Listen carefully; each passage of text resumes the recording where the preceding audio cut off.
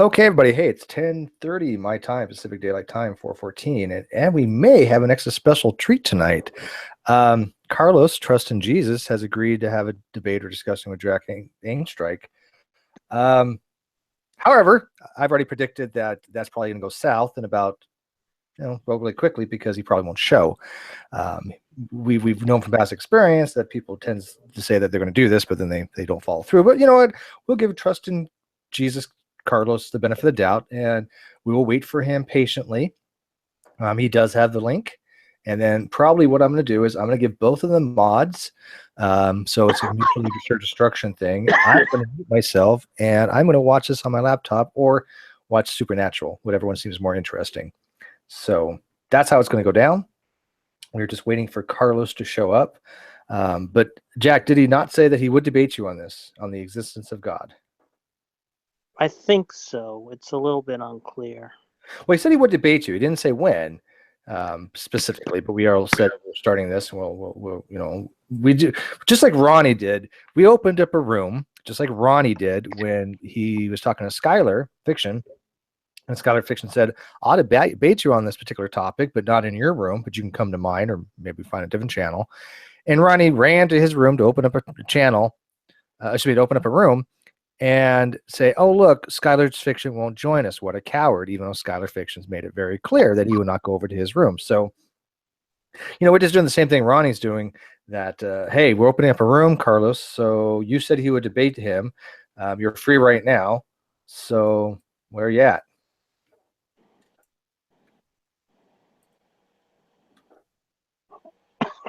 I'm trying to get a hold of him right now. If he, I can invite somebody else in until he shows up, but We should invite EF. Oh, you know what? That's a good idea, Jack. I think I will do that. Which one of his many different accounts was he last on? Let's see. I think he's on Darth Dawkins. Let me see. Yeah, he's on Darth Dawkins. He's on Darth. Does he have a new one, Darwin's Deity, with like a Jedi thing? I'm not sure. Oh, he's on. Okay, but he's on Darth. Okay, he's on Darth Dawkins. So let's invite him. Let's see if he wants to come play. Here's the thing. It's so funny because you get people like Brojo and stuff like that going, oh, look, Steve always runs from Darwin's, which is completely bullshit. Jack actually has seen me engage with Darwin's before on Nadia's channel back in the day. But we learned that you cannot engage Darwin's on any channel that he has mods or any channel that he has had mods controls at any time. You just can't do it. Now Jack is a little more open. He's willing to do it. I'm not. So I'll give Jack props. But it's really kind of pointless because he's just going to sit there and mute you and you're not going to have an actual conversation. So Darwin's runs from Jack Angstreich. He runs from my room. They won't come in and engage either one of us when they don't have mod control, and this has been demonstrated time and time again. And Jack, you sound like you're dying still, man. Are you sure you're up for this, man? Yeah. I don't want you to keel over on live TV. You gave us enough scare back when you were on your bike in New York. Don't die on us. We've got to keep you around. I just have a cough. So let me point out in the hangout here over here that we invited DD to.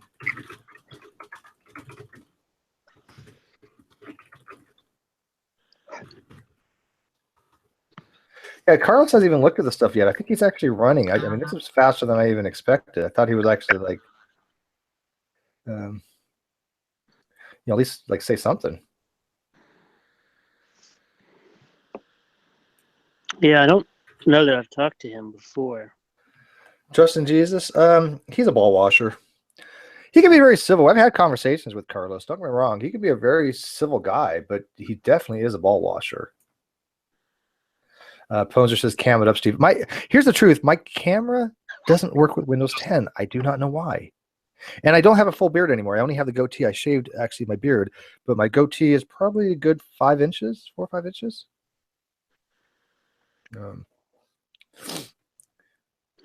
But yeah, I can't cam it up until I can figure out what's wrong with my my camera. This doesn't seem to connect with Windows 10. Yes, I've used different ports. Come on, Carlos, where are you?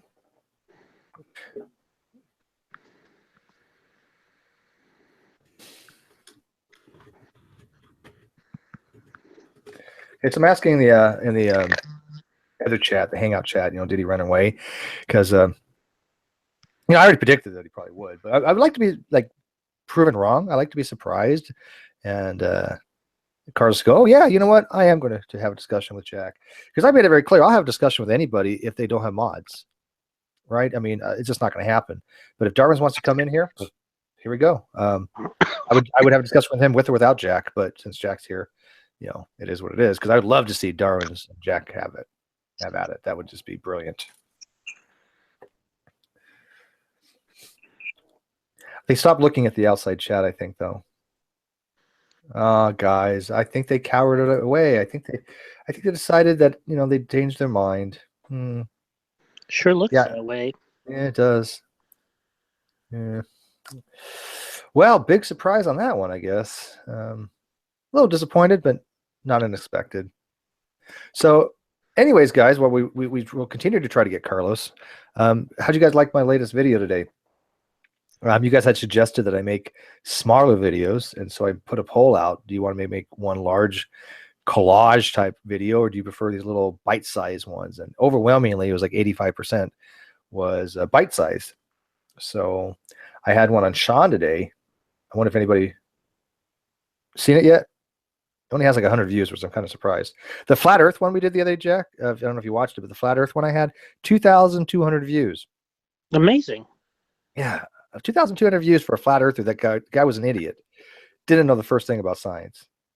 What's the most views you've gotten? 4,000, pushing 5,000, and that's my video with G-Man. Oh, really? Okay. Yeah.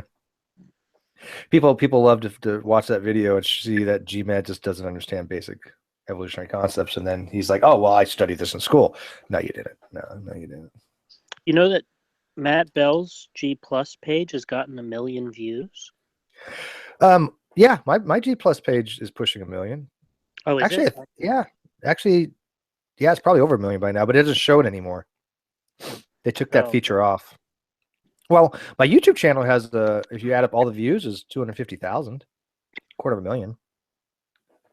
So we've been around for a while. I mean, we're not the big dogs, but we have a little niche that we cater to.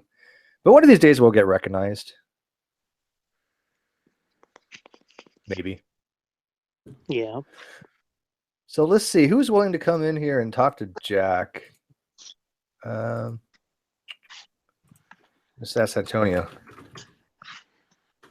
Here, I bet you money. Watch my prediction. He's going to leave the outside hangout. You want to talk about abortion? Whatever. That's his favorite thing. Carlos and Didi ran away.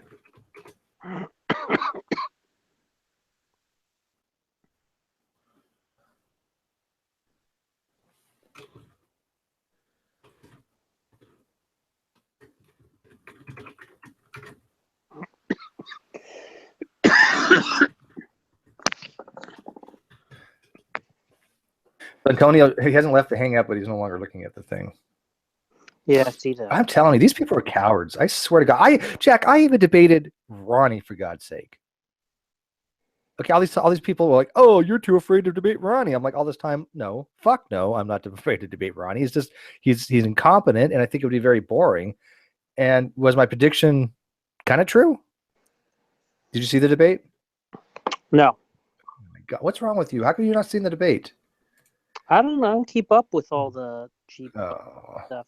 Well, you do know I kicked his ass, right? It doesn't seem hard to believe. It was brutal, though. I mean, did you watch the thing about Jesus weighing in on it? No. You didn't see that one? Oh, you got to see this, dude. This is freaking hilarious. Let me find this real quick. Rodriguez made this, or she had Jesus make it for me. Let me see if I can find it real quick. It's called, I think, Jesus Weighs In on the debate with Two Imperialism and Steve. It's fucking hilarious. So let me see here. It's only like 30 seconds, so just watch it real quick. Are you on a phone? Yeah. No, it's not gonna be as good, but here, let me put the line. Can you see the group chat? I think so.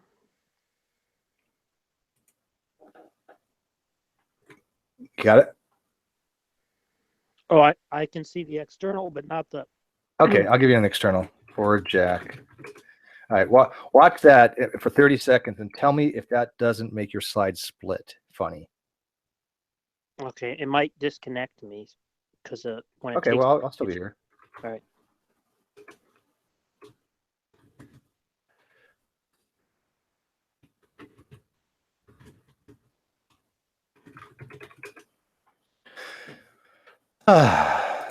While he's doing that, let's look in the live feed. Guys View, hashtag bitch made. Guys View, by the way, I think you did a wonderful job on that video with the flat earther the other day, but did you see all the people that are just trying to like talk shit to you? It was ridiculous. Again, that video has 2,200 fucking views, and that video was shit. Not because of you guys, but I mean, it was obviously this guy was fucking mentally deficient. And that's, I mean, come on. I mean, really? The 2,200 views for a video that was absolutely atrocious just because it had to do with flat earth. This is why flat earthers make so much money, right? If I promoted flat earth, right? If I literally every day promoted flat earth and made videos, do you know how much money I would fucking make? Because I mean, yeah, I'd lose all my Patreons, but I'd get a whole bunch more from these people going, oh, look, Steve's defected. Steve's gone to our side. Who's the guy in that video? He's a guy from Flurver. He just you pay him to say things, and I've tried to get him for an interview. Oh, okay. That would be brilliant. Hawkeye says hypocrisy might be a good topic for a few minutes. I agree. Let me explain the hypocrisy that's going on.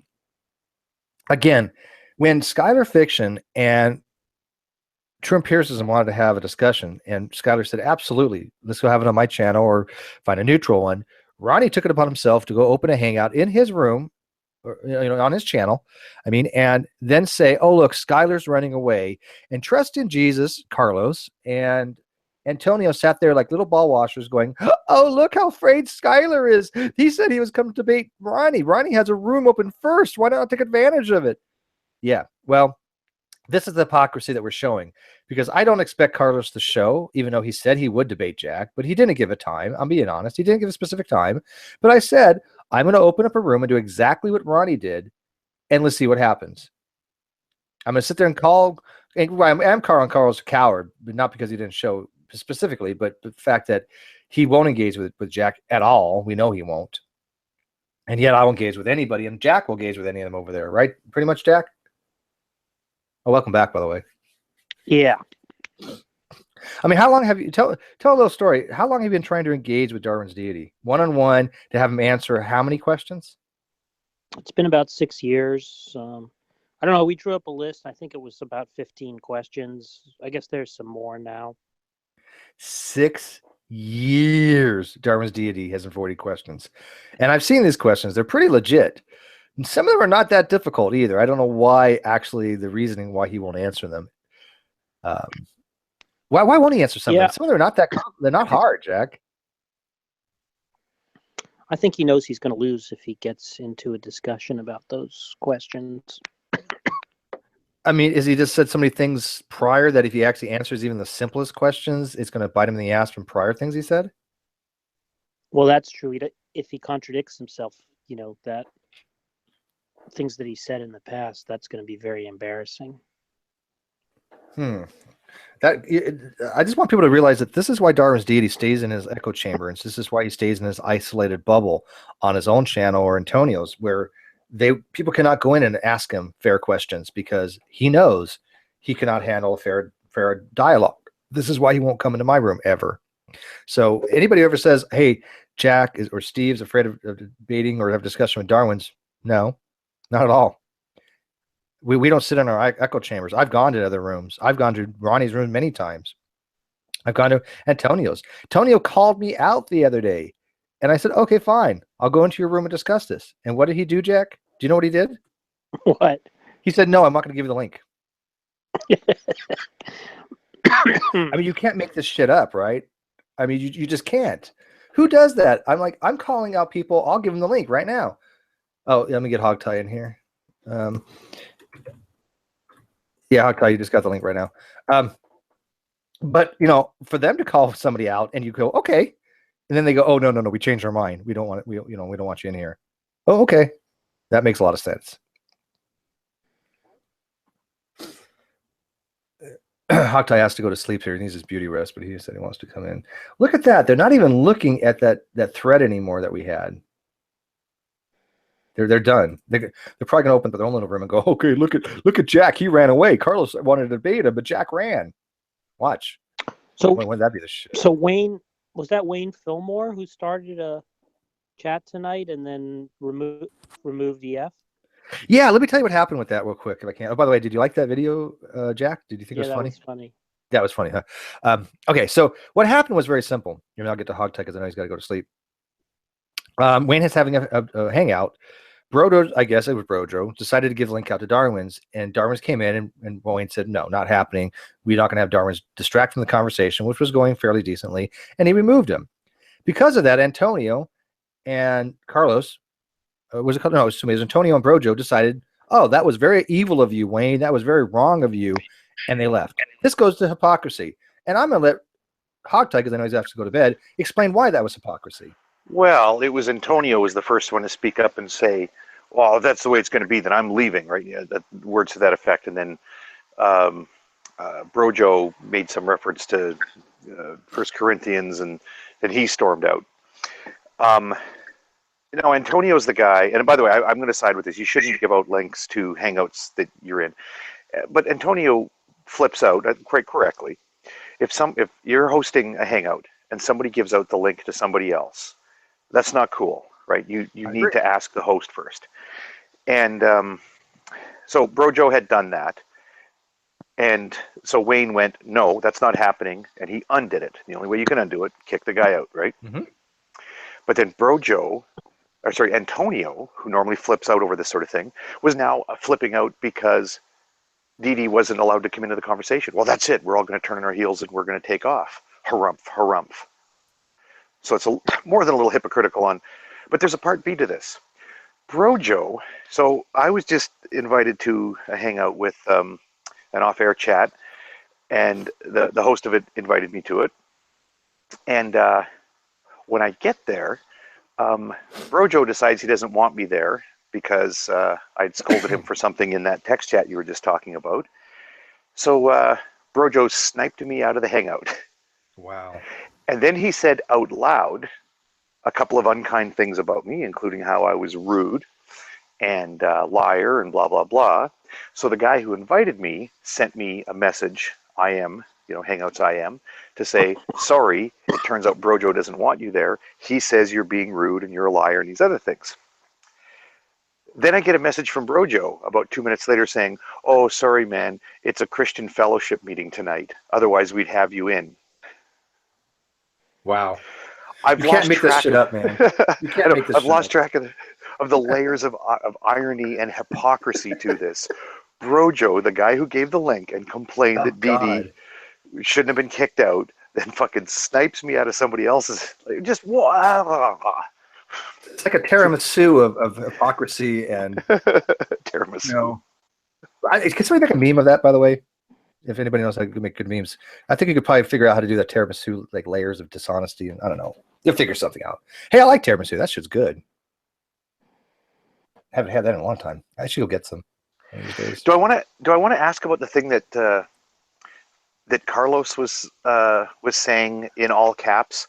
Carlos normally types in proper mixed case, but there was one thing that he repeated about 20 times, and he would put it in all caps in that little text chat. Yeah, sure, you can bring it up. We all know the story. It's nothing just new. In case, I don't know the story. I've never heard it before. Oh, Jack, you don't mind, do you? Yeah. Well, he's talking about a video where I talked about pushing an old lady who was blocking my view of the screen at a movie. So you pushed her? That had anything to do with the God debate. But you pushed the what? He's talking about a video in which I talked about pushing an old lady who was blocking my view of the screen at a movie theater. Okay, well, he describes it as a criminal assault, that you were pile driving her or whatever. It just escalated. I don't see what difference it would make, Jack could pull a knife on the woman. It doesn't have anything to do. I could be a serial killer. Yeah, what does that have to do with the debate, though? That's what I was trying to get with Carlos. Well, it is I've seen the evasive video. in that. I know exactly what he's talking about, and Jack is a cinemaphile, and there's a video with him talking about the situation. We've all seen it. So what? Well, I grant that it's off Well, topic. you haven't, but Yeah, no, I haven't. I don't know what you're talking about. And I okay. grant that it's off topic. If you're saying, Oh yeah, look, it's quite on we're topic. discussing this issue, and then oh well, you're the guy that did whatever. It's completely off topic, and I get that. But my concern is that one of two bad things happened here. Either Jack did something that is pretty bad, or Carlos is lying and bearing false witness in the Well, specific way. he is misdescribing what was said in that video, whether deliberately or not, I don't know. But it's I don't mind. I'm happy to confess to being a serial killer. Really, I mean, they seem to think that by judging your moral character, that somehow makes your arguments invalid. Well, I get that. I get that. I'm totally on board with you there. It's totally off topic. But I have to admit being curious about this topic now. Like, did you, how does this story go? Like, did you try and excuse me first? Or you just No, shove her? Like, oh, so what did you do? I shoved her aside. Jack was a bit of an asshole. This is, I guess. Well, is there, in your recall and retelling of the story, Jack, does it sound to you like you did the right thing? Or No, but I don't do see you what hold difference. regrets? No, I know. It doesn't make a difference to the other issue. That's granted. I'm totally with you there. It's got nothing to do with what was being discussed in that thread. Gotcha. But now I'm curious. I mean, there's stories I could tell. I just don't know which camp this falls in. There's stories I could tell where I can say, oh, I did this and I did that, and then somebody goes, well, you proud of that? And I'd go, oh, no, I shouldn't have done the that. question would be very simple. Jack, if you're in the same situation nowadays, would you do the same thing? There you No, go. I don't think so. Yeah, Okay. there you go. Okay. And it wasn't like he beat the crap out of this lady. It wasn't like he curbed her. And I don't know. Do you have curbing up there in Canada? Do you know what curbing is? I've seen but I've seen American History X. Okay, so and then I had it explained to me that that's a thing. okay, So, thing. yeah. So okay, yeah. So, but the thing was, here's what I noticed though. Instead of Carlos, these guys always want to have debates and discussions and all this stuff, and when they don't, they use things like this to try to deflect from it. And it's pretty notable. They do it to all of us, right? They bring up the most asinine things. It's like, look, that's not what we're talking about. Could I discuss that? Sure. Jack was willing to discuss it. He discussed it. You know what it is. But that is a deflection from what the actual conversation needs to be about. Were you trying to say something, Jack? No. Oh, but you agree, right? Yeah, that's exactly what they do. Yeah. I mean, Darwin's is infamous for that, right? I mean, Darwin's, anytime he doesn't want to have a conversation about the specific topic, he'll deflect into something else. And then when you start getting him to a back against a corner, he'll just change it again and just start bringing up something personal. And it's so notable anymore. Like you said, Hawkeye, layers and layers of just hypocrisy and irony half the time. And then projection, add projection in there too. Because that's what they think we do to them for some strange reason. But I'm sorry Carlos didn't show up. So when you guys all see him, hey, tell him, hey, Carlos, you had said you were going to debate Jack, but I said I'm going to open up a room, Carlos. And you know what? I know you're not going to show. And of course he didn't. So big surprise. Let me see. I think General may want a link.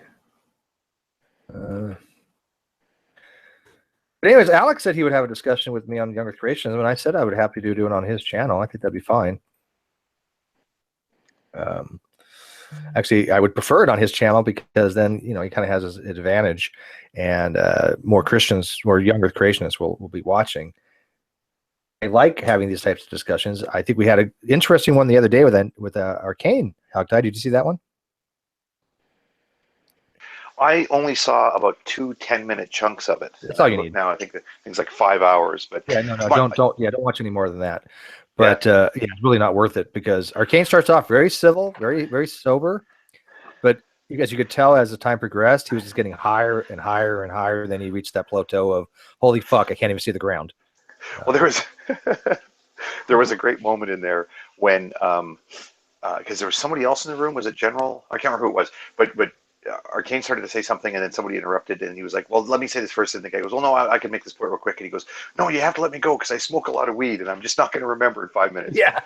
Okay, go ahead. He goes, "Well, He anyway." did say that. He did But say no, that. it's better because he goes, "Well, what you need to understand about the nature of science is," and he starts pontificating. Okay, It's not that there's so, no such thing as a scientist that smokes weed, but it was it's just, surreal, though. it was that I smoke a lot of weed. There's A no lot way of I'm going to weed. get I'm not through going to remember this. what I'm going to say in 2 seconds. Well, he finally did say, he said intelligent design isn't a model.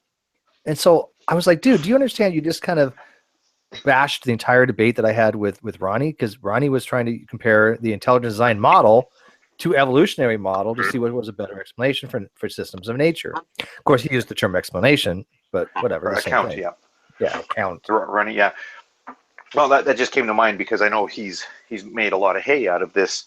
Well, it wasn't about models; it was about accounts, and we really do need to hold a hangout about this someday. I know I've been speaking with Ozzy and Alex Malpass about what is meant by saying that something is an account for or an explanation of, because that's one of those ill-defined terms. It's like earlier tonight when Sokka was making the point about how they say, well, how do you justify this? How do you justify that? And Sokka's question is, well, how do you justify anything? Like, what sort of statements would qualify as a justification versus those that wouldn't, meet that threshold to be considered a justification? And it's the same thing I wonder about. Well, what is an account? So how do you account for the laws of logic? Well, what would an account for the laws of logic look like? What are the are there three criteria that need to be met before you can say yes, X is an account for Y? It's an issue we've never discussed, and surely in philosophy this is something that's discussed. I know Ozzy and Alex, and I think to some extent Floyd FP is the other guy I spoke with about this. That they say this is something that is discussed, and it's not discussed in our community. So it's something we have to See, it get seems vague into. to me too. And by the way, Alex has agreed, actually happily agreed, to be a special guest on my channel here coming up here in a week or so. And that's gonna be fun because I get to ask him all kinds of strange questions that I've been meaning to ask him that I usually can't get in when he's in another hangout. But he's like, yeah, definitely on board with that. And he also sent me something you guys might want to check out. He sent me something today to ask me to read, and I loved it. But Alex has a blog, if you guys don't know, and he has a great blog. And he just did a blog post on affirming the consequent and relating that to Matt Slick's argument that science seems to be one big argument affirming the consequent. And Alex really breaks it down to explain why that's not the case. Did you read that yet, Hogtie or Jack? I don't. I didn't know he had a new blog. No. It's really good. Yeah, he has a really good blog post that he puts up. I've been, as I mentioned, I'm sort of busy with some household tasks, so I've kind of not had much plus time. And normally when it's like, oh, I put this blog thing up, I'm pretty excited to read it. They're always great reads. Short answer, no, I haven't seen it, but Okay. usually I'm pretty enthused to read them because they're, he incorporates the necessary jargon of the field, but very carefully defines them so it's very accessible. And then he uses a lot of good examples that like I said, makes the whole thing very accessible. And he connects it to issues under discussion. Like, you imagine if somebody just wrote a blog post about, let's say, writing a disjunctive syllogism where the major premise is a dichotomy, right? I mean, how could that possibly be an interesting topic? Except for the fact that he finds a way to ground it in something that's interesting, and that is, here's an apologist, in this case Matt Slick, who's essentially made an apologetics career out of, premise one, God or no God, and premise two, you know what I mean? Like, So you did read his post. You obviously read that one when he had the one with P and not P and destroyed Matt's argument in writing, and explained disjunctive syllogisms. And it was really one of my favorite blog posts by him. They're asking for this in the live feed. Let me get it for you guys. There we go. And I'll put it in the live feed for you. But yeah, you're right. I don't think I don't think that accounting has ever been really properly defined, and maybe I'm wrong, and I'm fine with that. But I kind of take, when they say can it be accounted, can it be justified? Is there a reason why these things? That's kind of the way I'm taking it. Now, I'm sure there's more nuance to that, but I'm not a really philosophy kind of guy. Well, it's an important issue in this conversation, in part because one thing it'll highlight is that all the wannabe philosophy experts that are actually just apologists, and apologists from one man ministries who are dressed up like philosophers in the same way. I'm not a doctor, but I play one on TV, right? They kind of dress themselves up as philosophers by using a lot of the language. They haven't thought it through. And if they ever ask you, well, how do you account for the laws of logic? If you turn it around on them, they say, how do you account for the laws of logic? They say, oh, well, that's easy. In the Christian worldview, God accounts for this. Well, if you then say, well, what about God makes him the account for the laws of logic existing? They don't know how to answer that question because it becomes immediately obvious they haven't thought through what an account would be, or what something that doesn't qualify as an account, like how is it falling short? They don't really think of those issues. Well, that's not much different than saying, okay, well, it can be other things other than the Christian God that does account for these things, right? Because that possibility certainly exists. They just arbitrarily exclude that, though. Well, they don't even establish that that just by asserting the Christian God exists, like premise one, the Christian God exists. Conclusion, therefore, there's an account for, if you haven't thought through what an account would be, you can't just declare that this thing that you've defined into existence is therefore an account. Do you think that do you think they purposely leave it vague? Because I find that the presuppositionalism, one of the strengths of it, and I use that word strength loosely, is its vagueness on different wording, different things that they're asking about. Well, I'm gonna say no to that for this reason. That they don't do it on purpose. And what I mean is, sometimes when people are intentionally vague, they do so to hide something, to hide some flaw or weakness that they're aware is in their argument. And in my view, they're not hiding anything. They don't have the thing to hide. They don't have awareness of the flaw in their own argument. They think, God is the only account for laws of logic, for example. And they don't know what an account is. And it hasn't occurred to them that they haven't thought through this issue about what it means for something to be an account for something else. So they think, oh, I'm golden. That's fine. So I don't think they don't have the awareness of how that's a big weakness in their argument. So they're not trying to hide the weakness because they're literally not aware of that weakness. Well, see, I see what you mean, but it may not be intentional, but it certainly is vagueness, though. I think the whole argument is intentionally made that way. Again, not an argument, but the whole process of the presuppositional argumentation, whatever you want to call it. Again, I know it's not an argument, but I don't know what else to call it, right? Yeah. It's an argumentative form of things, but it does seem to rely on a lot of vague concepts. And I agree with you that I think if you asked them what they mean by to have an accounting for, there would be no answer forthcoming. Yeah. But I like the fact that when I asked Alex, the presuppositional kid, well, why do you have to have it to be accounted for, or that have account for it? And why do you think that the Christian God is the only possibility you can account for it? And he actually said, you know what, I'm going to take a little break. I'm going to go eat, and I'm going to research this a little bit. And because I don't know how to answer you. I think that's great. I think that's the first time I've ever seen a presuppositionalist use some kind of honesty to say, you know what, I don't know how to answer that. I haven't been asked that before. Let me go see. Yeah. Yeah, that's true. I mean, you kind of got stepped on there. That was a good point. I think other people started talking then and didn't either. I could have fleshed it out a little bit give more. You a chance to flesh it out, or him a chance to address it. But it is an important point. But then people started talking about other things. But yeah, but it's okay. I mean, I'll have my discussion with him, and I know people always want to carry on the conversation with other things, but I think when you are on a good path and you are trying to suss something out, kind of let that person go with it, because there's usually a direction they're heading. And obviously you could tell that I was definitely heading a direction with him. But Well, I it was was great that he interrupting was, then to say, I no, was you weren't. interrupting then to say, well, let him know, let him finish that, let him answer that. But then other people started talking. So, Yeah. um, just to go back to the point about vagueness, though. Uh, yeah, I was saying I don't think they're intentionally vague to hide a weakness they're aware of. There's another way that they're intentionally vague, and this in this sense, I would agree with you that a lot of times they're intentionally vague and they start using obfuscating language, or a lot of us talk about like the octopus ink cloud, to hide when they don't know. Like when you get into an area that is intellectual thin ice for them because they haven't really thought this through, or they don't know, then a lot of words start coming out, and it's just crazy stuff.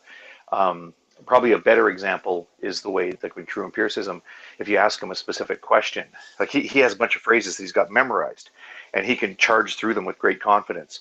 But you remember a couple Decembers ago when I asked him about which bond breaks, he starts stammering for a bit and talking about, well, the instability of the, like he doesn't know. And I asked him specifically what type of reaction it was, and I think it got to be obvious he actually doesn't know different reaction types. Well, he He does. He kind later, of does now, but he kind of learned, as you yeah. go. Well, I said when I was saying what would make that phosphodiester bond break, I said, for example, there's different reaction types. For example, there's hydrolysis is a pretty common way that biopolymers break. He didn't pick up on it then, but a few months later, Fiona was talking to him about hydrolysis reactions, and you notice he hasn't shut up about it since. Well, I let mean, me ask you. Let me he ask you real quick, if I may. yes. Okay. First of all, he was like, he's projecting. He's like, well, Steve, you don't know the difference between a condensation and hydrolysis. When I'm the one that mentioned to him, I don't think he's ever Mm-hmm. heard of condensation reaction until I mentioned it to him in a hangout. I think that was on his channel, that Antonio's channel, that True had actually gone into. So I actually have videos explaining the difference between hydrolysis and condensation reactions. But it's a projection thing, because I don't think he ever learned any about this stuff. But did you had actually seen what GMAD put on a comment? Did you read that comment that he had posted on a video No. that said, this is classic, wrap your head around this. GMAD said, well, yeah, I think DNA dissolves in water, but it doesn't dissolve in pure water. Yeah, it's Oh like, my God. oh God, GMAD. It's like you could just tell at that point they're just so way off the mark. Yeah. Well, even that comment, we got to go. Actually, if I could say something about your video earlier tonight, delightful little package, the 2 minute thing there. Was it bad? You Um, liked it? It was decent? yeah, I did. Yeah, it was Good, good. good. I didn't leave a comment because I was on my phone, and it's a bit of a hassle. But You'll do it eventually. yeah, um, Sean's comment about the isotopes was really interesting. I mean, for one thing, that you don't want to fault a guy too much for just pulling out the wrong word. I mean, that's sort of a silly mistake. No, but he's actually done this before. He actually said the same thing to Fiona. This is not the first time he's done this. Well, I'm not at all thinking that it was a slip up, right? I mean, we've done that where you just said the wrong word, right? Like, I mean, I in my conversation with True Empiricism, the one I was just talking about a moment ago, there are a number of times I mixed up the words protein and proton. And I don't think anybody suspects that I literally don't know the difference between a single proton and a I don't know. protein I tell you how biopolymer. very bright sometimes. No, Yeah. But it happens where you pull the wrong word out. But sorry, which one was I talking about there? The ion and isotope. Yeah. No, he's got it mixed up. I'm sure at some point in his life he's been talking about things like deuterium and tritium. Mm-hmm. tritium. Oh, I don't know, tritium comes up. I know when you learn about nuclear power, at some point you have to understand how deuterium is different, And Yes. so I wonder if just when a pressurized water reactor, it is a light water reactor, right? But just the fact that you have various things going on, you will have some amount of isotopes of hydrogen in that reactor. They do exist. No, that's what I said in school. Like, I'm assuming when you learn about nuclear power in school, this is something that just has to be discussed as part of the history. I would assume that. Absolutely. So I would imagine that's why isotope kind of kicks around in his head more than things like ions. Now, what's interesting is that forget it. Maybe he got the wrong word. I doubt it. But whatever, words. Well, I can't give The- somebody the benefit of the doubt that claims to be that actually taught water chemistry to make that kind of error so many times. yeah. Well, where he got something that was just profoundly wrong, and he didn't, just clear he doesn't understand an underlying principle, was when he was drawing a distinction between pure water, I'm going to put that in quotation marks, pure water versus water that has hydronium and hydroxide in it. I know, and I didn't want to get into that in my video. I could have. Oh, really? Because that was the thing that struck me the most. Was that? Yeah, no, the reason why I didn't get into that, I know where you're going. Do you want to finish what you're going with this? Because I know where you're Yeah, going. just Finish just where you're because going, and I'll address it because I know exactly where you're going. only because I think that there are people are going to be watching this going, well, if it has this stuff in it, I know probably 80% of people who watch your videos are going to know this already, but just so we don't leave that point lingering and unclear, Yeah, go ahead. Of course. is that everybody knows the water molecule is, your oxygen with the two hydrogens on it, but the hydrogens are sort of incompletely bound to the oxygen. There can be situations where that hydrogen will pop off as a free proton. It won't take its electron with it, but then it's attracted to the differentially partial negative oxygen on another one, and they can even form a bond. But this happens in equilibrium. So if you have, I'm going to forget the number now, it's something, if you have 14 million molecules of pure water, so all you have in this vial is just pure water, and there's 14 million molecules in it, one of them will separate into a proton and a hydroxide, so an H plus and an OH negative, and the proton is likely to bind with one other water molecule. I may have the number wrong. I thought it was about. No, you're right. No, 14 because million. the proton is going to combine with another water molecule, forming hydronium. So that's it. Yeah, so from the H3O plus. Right. But this is something that happens in equilibrium. Right. So then that hydronium will lose a proton and it'll wander off and join somewhere else, and then that one will lose one, and eventually the hydroxide that's floating around will regain a proton, so it'll turn back into H2O. So at any time that if you had just pure water in a glass, there's going to be mostly H2O and a wee little bit of H3O plus and a wee little bit of OH minus. And my recollection is it's about 1 part in 14 million that is... I don't know the exact number, but it's more than just a drop. I don't know where you came up with that from. Oh, when he said the thing about the drop, he said if you had... see, that's the other thing he's wrong about. If you had a drop of water, there would be many molecules of many ions, Yes. many H3O plus and many OH minus in it. But they're in equilibrium at a 7 pH. Yeah. Well, that's where the pH comes from. As a matter of fact, if we're slightly smarter, what we do is figure out, because pH means the negative logarithm of the negative, I should say, base 10 logarithm. It's like hydronium over hydroxyl logarithm ratio or something like that. Or yeah. Because the other side of it is you could also figure out something called the POH, which is what's the concentration. It's basically the opposite of where the pH scale is. Smaller numbers are more acidic and larger numbers are more basic. There's a POH scale, which is the opposite. Flip it over, but they're anchored at 7. So when you have a solution or a solvent that has a pH of 7, it also has a POH of 7. And then you can flip it around, right? Yeah, because So pH there's literally 5. means potential of hydrogen, because you're dealing with the hydrogen ions. Yeah. Yeah, I don't remember all my formulas, but we did have to learn it for one time. But the reason I didn't include it specifically was because I was reading that even in ultra pure water, over a long period of time, there are some free radicals in there. There are some that will cause a slow degradation, and I didn't want to get into that whole topic, and so I just kind of avoided that. I know he was wrong, but. Well, I'm sorry. We kind of wandered a little bit there. What I'm saying is that if you had pure water, it's going to be a mixture of H2O and OH negative and H3O plus. Yes. But the OH negative and H3O plus is in equilibrium with the H2O, and it's a very, very small concentration. But there's always some there, and they sort of change. Like this OH will change back into an H2O, and that H2O will turn into an H3O sometime, H3O plus, and that is what pure water is. His suggestion in the video was that pure water is nothing but H2O, and there are no ions floating around it. There's no charged molecules floating around in it. Yeah, no, And that tells me that's not what they teach you in nuke school. I can guarantee it.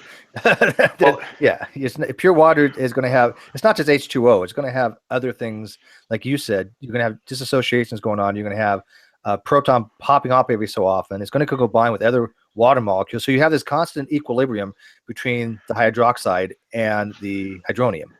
That's what pure water is consisting of at a yeah, pH you actually temperature or can't. whatever. Yeah. You actually, maybe a simpler way to put it is, you simply cannot have, if you have a glass of water or even a drop of water, if you've got more than 14 million molecules of water, you're not going to have 14 million molecules of H2O.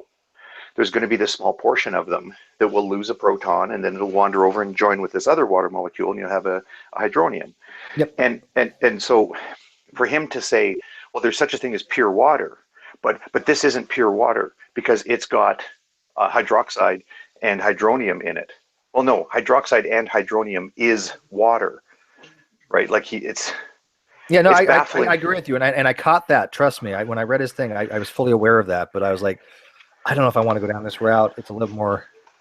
I would have to do a lot more technical stuff, I guess. But yeah, he was wrong. He's absolutely wrong. Yeah, well, I guess the reason why that catches my attention is that this is somebody who says that he's an expert in water chemistry, and this is like the most fundamental. I mean, part of the reason when I'm straining to remember what was that concentration. Why do I keep saying 1 in 14 million? I don't know. It's because I learned this. I don't know. You know where I got it from? No. Mr. Hemmelsbach, who taught my grade 11 chemistry. You learned something. Like this is high school chemistry. Yeah, I don't remember what it was like one and what, but I do know for that. Obviously, it's not all just H2O and pure water. That you are going to have.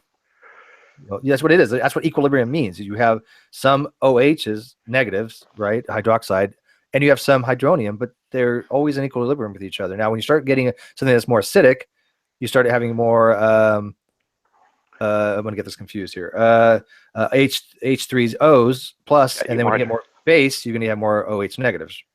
Well, that's exactly why when say something is acidic, if you add an acid into water, the acid is a proton donor. That's one of the definitions. There's different ways of defining an acid, but that's probably the most common definition, is to say it's a proton donor. So, for example, if you put DNA in water, hey, I remember talking about DNA in water. It's a funny memory coming back. But if you put DNA in water, the sugar phosphate backbone will kind of eject free protons. Well, now you've got a whole bunch of H2O, a little bit of hydroxide, a little bit of hydronium, but then you have all these free protons swimming around. So there's an excess of free protons because DNA is a proton donor, and those free protons then bind loosely with H2O, and they turn into H3O. But you don't have the OH minus, the hydroxide groups, hydroxide ions to balance it out. So yeah, an acidic solution has an excess of free protons and an excess of hydronium. Which is what an acidic solution is. What happens when it goes into solution? That's exactly what we just described to Ronnie et al. Of what happens when DNA dissolves in water. But he has actually said, and I remember that I think it was in the video you had with him. Hogtie solvates and true solvate the world's problems or whatever it was. He actually said that when that proton pops off, which I don't think he knows where that proton pops off from, he said it destabilizes the sugar phosphate backbone, and it leaves a partial negative charge, which is two things that are completely wrong. So it's not a partial negative charge; it's a full negative charge. Now you said correctly when that water is, you have the photon pop off, it leaves the electron behind, like you said, and there is a partial negative charge left. And you'll see it with that little, what is it, like delta symbol, I think you use for that? No, what I said was, and I hope I'm right about this, was that water naturally has a partial negative charge on the oxygen. So if you have... that's true. Yes, okay, you're right. Yeah, so H2O is balanced. There's the right number of electrons for all of the protons that are I'm looking in at the oxygen. Dot in my head right now. Yeah, so there's that. So each oxygen is going to have that partial negative charge. Yeah, and only because of the oxygen tends to be a little more attractive of the electrons that it's sharing with the hydrogens. Yep. So the hydrogens are sort of these protons that stick out off the end a little bit, and they don't quite get their fair share of the electron cloud. So they tend to be partially positive. But once that proton separates, that means you're actually losing a positive charge on the whole thing. So it's a full, now it's a OH minus. It is a full negative charge because one of the protons wandered away. Well, now you have one more, or one, let's say it this way, one less proton, then you have electrons around the remaining oxygen and remaining hydrogen. Yeah, that's So where the question. that's a full negative charge. That's where the question kind of, when I asked CRISPR, because I remember it being a hydroxyl ion, which is hydroxide, but I remember we called it just hydroxyl ion. And I had asked him something very similar to that, because when the H pops off, you now have OH negative, and that negative, as you said, is a full negative charge. But there's also called a free radical, and a free radical is neutral. And that hydroxyl refers really not the hydroxyl ion, quote, but hydroxyl itself only refers to that free radical neutral or to a functional group. That's when you use the term hydroxyl. However, colloquially, we found out that hydroxyl ion is another way to say hydroxide, but I don't know how technical it is to call it that, although I found places that say it's perfectly fine. It's commonly called hydroxyl ions. So I left it into my video that way. But, CRISPR had to look at three textbooks to kind of like get it that far, because I wanted to make sure I was accurate in it. So yeah, they can call it a hydroxyl ion, but it is hydroxide. Would you agree? Well, it's definitely hydroxide. I mean, I know it's even a couple times in this call I've said hydroxide ion and hydronium ion, and I sort of hesitate to think, well, am I getting sloppy with my language? No, they're really kind of the same thing, though, from what I've read. Well, no, actually, I don't even know if you can call them ions, and I could be wrong about this. I thought an ion was a single atom, except its charge isn't balanced. It either has one too many electrons or not enough electrons. No, you could call a molecule an ion. Yeah, and a molecule can like a molecule that has multiple. Hydroxyl is a hydroxyl ion, and it's O and H. Oh, how about hydronium? Hydronium is an ion too. Yeah, because I thought ion was a variant of atom, where there's a charge. So you have like a sodium atom and then a sodium ion. You have cations and anions, right? Those are for referring to anything that's going to be attracted to a cathode, and when you have some kind of electrolysis, right? So if you have anything that's going to be attracted to the cathode that's positive, then it's going to be a cation. It doesn't matter whether it's a atom or a molecule with covalent bonds. I don't know. I'll say I don't. I'm going back a little bit here, so Yeah, we got people in the live feed that to see what the med student says. He says you're all a bunch of fucking idiots, and he's ashamed to know us. No, I'm just kidding. That's how I remember it. Again, I don't think that's too far off, but let's see. I'm trying to see if I can look something up here. Let's look up the definition of ion. Oh yeah, ion, atom or molecule with a net charge due to the loss or gain of one or more electrons. Oh, okay. So it can be. Yeah, because I was called ions. I learned them in nuke school. Yeah. So it can be a molecule. Presumably they'd be covalently bonded, and then you have it's whatever set of things that are covalently bonded, and there's a full charge. Well, not necessarily, because sodium chloride is two ions, right? And they're not then they're single bonded. Yeah, but then they're single. Oh, you mean in a molecule? Okay. Yeah. That I do know for sure is that if you talk about a sodium atom versus a sodium ion, the sodium ion definitely has a positive charge. I tell you, chemistry, the people that master chemistry and biochemistry, you fucking people are smart, because that's got to be the hardest subject known to mankind. It really is. I think chemistry, just sort of regular, let's call it regular chemistry, and it's not too bad when you... Organic. Let me specify, organic. Inorganic, not as bad, but organic sucks. Well, that's why they say that when you look at all the elements on the periodic table, you'll take a couple of courses in the chemistry of pretty much the whole periodic table, and then you'll take 8 courses in the chemistry of carbon. Yeah, right? Yeah. That one element is so amazing. It is a whole branch of science just dedicated to chemistry dealing with carbon. Isn't that amazing? Yeah. Why is that? Is it what's what's accounting for that? Was it designed that way? Why couldn't it have been silicon? I don't know. I heard somebody give a reason for that a while ago about how there is a difference. And I mean, a lot of people look and they say, well, there's these 4 bonding sites. Well, then why not silicon? But apparently it has something to do with the mass to volume ratio or something like that. I'd heard an So it's just so explanation once. perfectly that carbon having those 4 binding sites to hydrogen can come up with so many different types of compounds. Yeah, well, it's clearly Amazing. makes you want to believe in an intelligent designer. Mm. I have no problem believing in intelligent designer. I have a problem with people making really shitty arguments for one. Yeah.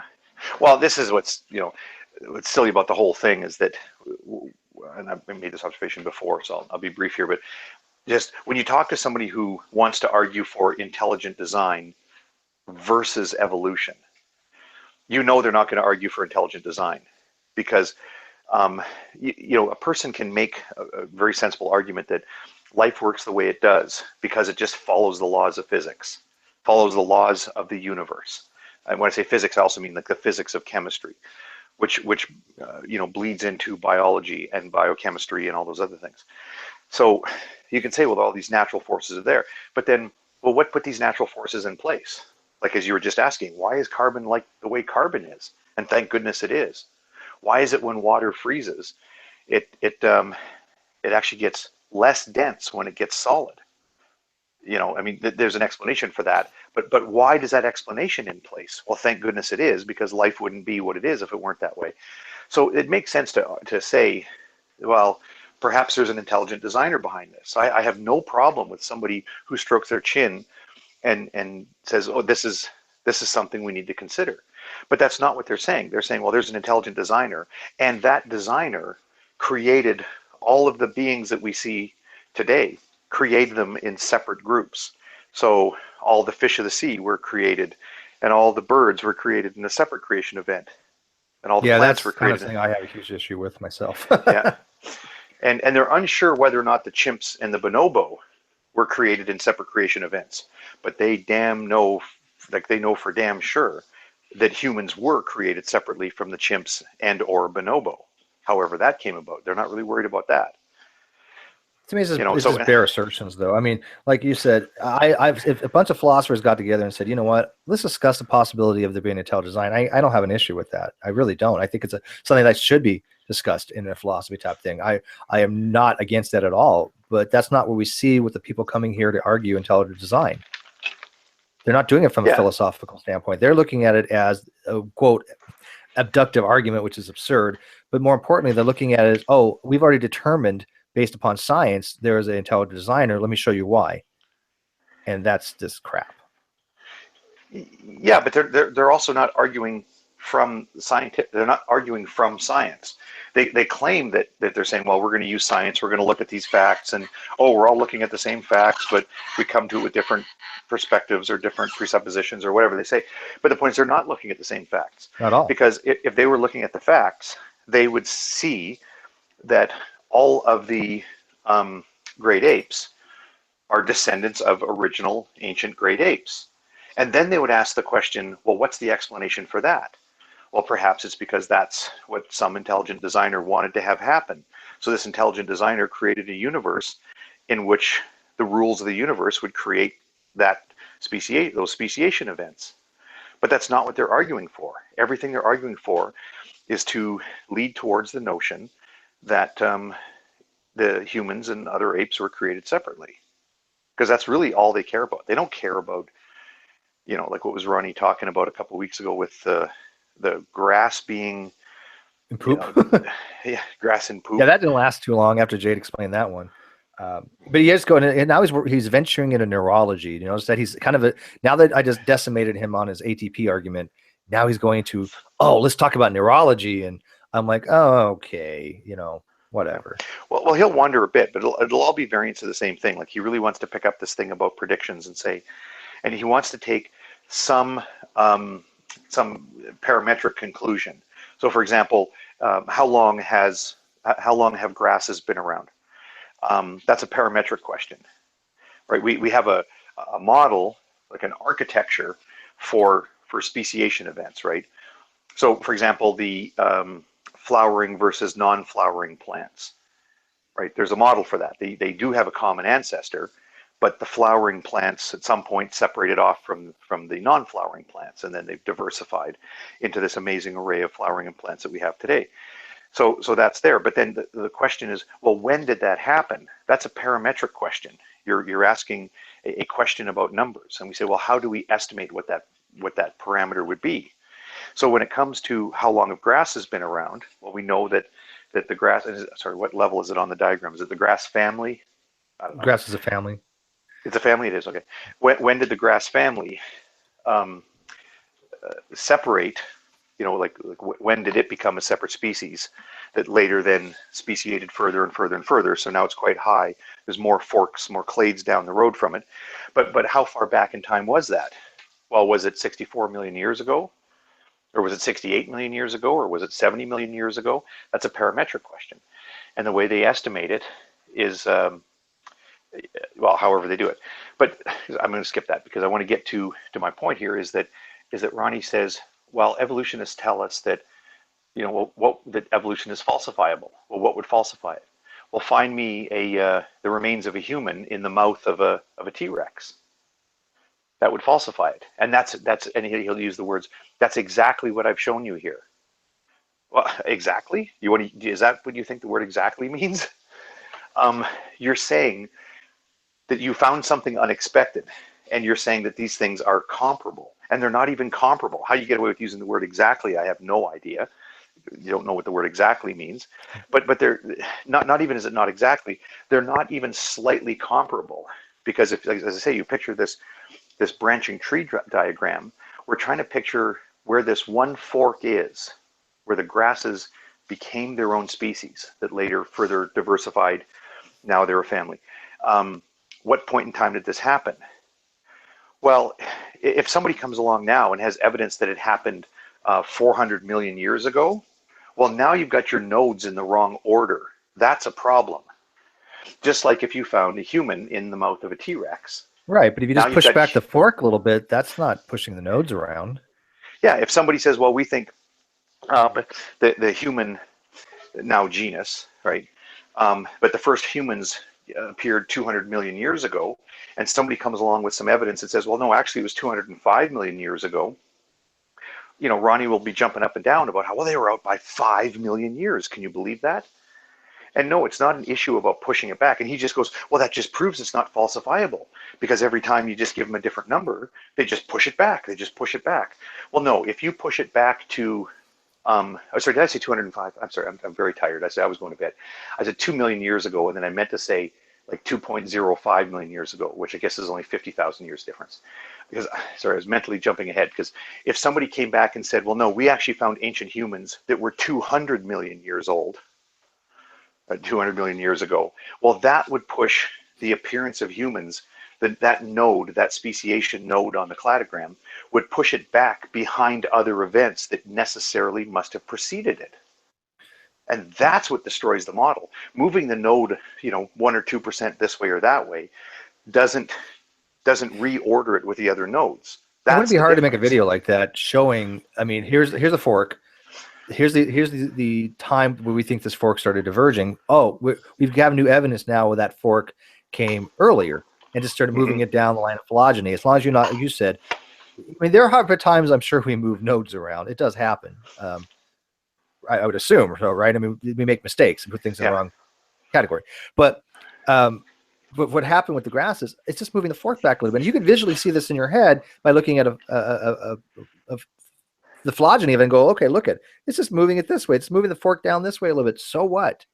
For him to say it's exactly the same as finding a human and a T-Rex, like you said, I don't think he uses these words properly, like exact. He word for word. Often though. But I know you got to get to bed. By the way, that reshuffling of the nodes, I think, has even happened within the cladogram for the apes, even within the great apes. And I'm going to try to remember what it was. They just did it with the dinosaurs. We just talked about that. With the Tyrannosaurans, yeah. By the way, your son, smart kid, man. He's going to Oh, he was Yeah. super happy. I'm so appreciative of Good. that, Steve. Good. Awesome. And I'm That so makes me happy. appreciative to Alex for taking that question. And people were in really good spirits about it. And actually, just today we were talking about writing a That's letter awesome. to the writing a letter to the Royal Tyrrell, as Alex had suggested. Hey, But and I am so pro kids education. It's ridiculous, right? I mean, that's just without people being educated, especially kids, we have no future as a society. I'm a firm advocate of that. yeah, well, that's So, my yeah. No, I'm just so appreciative too that they're so enthused about stuff. I mean, because you wish my can't really daughter pick. was. She's not as much as she used to be, but I think it's because environmental circumstances. But Well, is she getting to that age? yeah, and I haven't had a lot of time with her one on one because she's living with her mom and her stepdad, and it hasn't been conducive to really getting her to focus on what I want her to learn. Now she's doing really well in school. I mean, she's Max. I quizzed her the other day, or it's been a while, but I quizzed her on box plots, and I was like, okay, let me ask you here. I'm going to give you a series of numbers. I want you to give me the mode, the median, the range. Uh Um, huh. she was able to do all of it. Wasn't even in Hmm. trouble. I was like, wow, Hmm. okay, this is cool. So she is learning some stuff. And I was like, you're going to have to pick something you want to go into because she has a large amount of money set aside for her education, but she only gets it if she gets good grades and gets into a good college. And she wants to go to UCLA, but she Oh wants yeah. to major in softball. And I'm like trying to explain to her, you could, I guess, maybe do that, but that's going to be more of a hobby for you, I think. I told her you have to major in something in the engineering field or physics or science related, and she says okay. So she gets that, and she's like, I'm fine with that. I want to stick with science, but she hasn't really narrowed it down to what field she really wants to go into. I'm like, well, you know what? Start learning it now. Tell me what you want me to help you with. I'll learn it myself, or something. How So old is she now?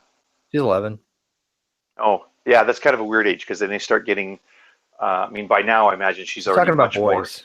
Yeah, yeah, and they're sort of. I think they're actually more concerned about what the other girls think, and the the boys thing is just a stepping Yeah, stone towards that. I'm hoping that But passes really quick. You have no idea. yeah, It's mildly disturbing because they know a lot more about certain things that are adult-oriented topics than I ever knew when I was 11. yeah. So, Don't. No, no, no! Don't even bring that up. Let me live in my yeah, my. exactly. My bubble started to get burst. I'm not going to take it out on Yeah, other people. Um, mine is still but at she's the a good age, and kid.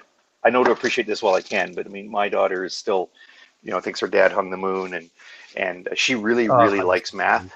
But I don't know that she's actually interested in math. I think that she enjoys it because it's something that she and her dad can do together, and she just likes, like, she knows about negative numbers, like this, but it's a secret. Yeah, She's not allowed, yeah. I not tell allowed to you, tell, best not allowed to years. tell the other kids. Yeah, not allowed to tell the other kids in kindergarten because they don't teach about negative numbers then, so she knows it's a secret. Yeah, I know. I did the same thing with my daughter a little bit. I was trying to explain to her kind of like number theory. And I was like, okay, let's get into whole numbers and integers and, Hmm. and complex numbers. And she kind of got the hang of it a little bit. And then she was learning about something. And I was like, okay, let me show you some shortcuts here. And I was like, look at it. You can't do this on your exams, but you can use these shortcuts to check your answers. Hmm. And she was fine with that, right? So Yeah. What happened to Jack here? I should head off to bed. What? yeah, Jack, you still with us? Because I'm going to be closing this soon, but we have a lot of people listening. I want to get your last thoughts in because obviously Yeah. these people ran away and it was quite cowardice, I thought. I'm still here. Do you want to say anything to Carlos or Darwin's? Because they're probably watching or eventually will watch. Anytime you want to have a chat, just let me know.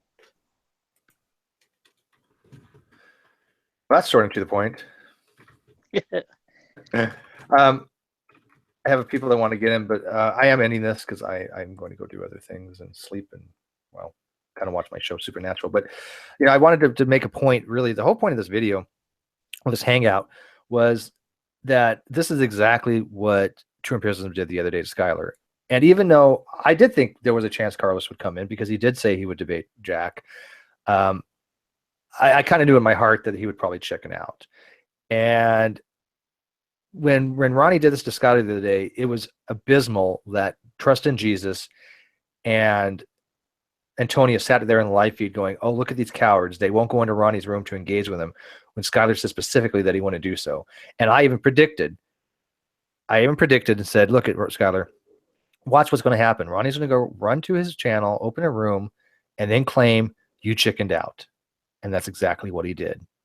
So I think I made a point on this video. So Jack, I appreciate you coming in. I'm sorry it didn't come to fruition, but you're welcome anytime to come in. I mean, in fact, I'm probably going to try to invite the more power talkers, only for the fact we're getting into some more topics that I think you guys are really good at. And when I have these more philosophical guests on, I think that you add something to the conversation. And I reached out to people like Dr. Jones. He said he'd be more than happy to come on. Alex Malpass said he'd be happy to come on. So I'll keep you posted, Jack. Okay. Yeah, I appreciate that. You're welcome, man. I like the fact you keep Darwin's on his toes. I like the fact that you are holding his feet to the fire. And I back you 100%. I mean, I know I didn't maybe initially when you first got to the scene, but with a much greater understanding and insight now, I totally support you. You okay? You do know that, right? Yes. Okay. So anyways, watchers, thank you guys. Lamed student, thank you always for watching. Taylor Blue, I'm never going to get her name right. Fatalo Blue, is that how you pronounce her name? Fatalo, I think, Blue. Mithridates, had about 50 people watching. So anyways, guys, we will see you tomorrow. Good night.